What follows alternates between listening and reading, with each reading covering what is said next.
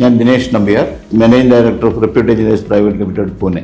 Repute engineers private limited Pune company food processing എഞ്ചിനീയറിംഗിൽ എല്ലാ തരത്തിലുള്ള കാര്യങ്ങളും ചെയ്യുകയാണ്.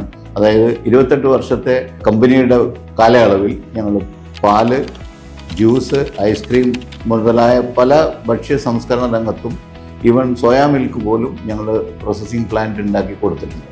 എൻ്റെ 28 വർഷത്തെ എക്സ്പീരിയൻസും എൻ്റെ ജോലി ചെയ്തുള്ള എക്സ്പീരിയൻസും കൂടി ഞാനിപ്പോൾ ഒരു 40-41 വർഷത്തെ എക്സ്പീരിയൻസ് എനിക്ക് ഭക്ഷ്യ സംസ്കരണ രംഗത്ത് പ്രത്യേകിച്ച് മിൽക്കിലും ജ്യൂസിലും ഒക്കെ ഉണ്ട്.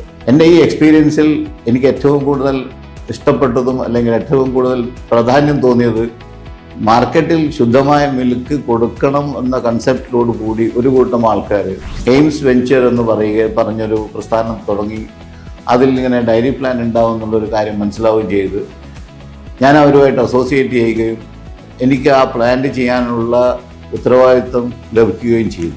അന്ന് മുതൽ എൻ്റെ ഒരേ ഒരു കൺസെപ്റ്റ് എന്ന് പറയുന്നത് എയിംസ് വെഞ്ചറിൻ്റെ വൈറ്റി മിൽക്ക് മാർക്കറ്റിലെത്തുക എന്നുള്ളതാണ്.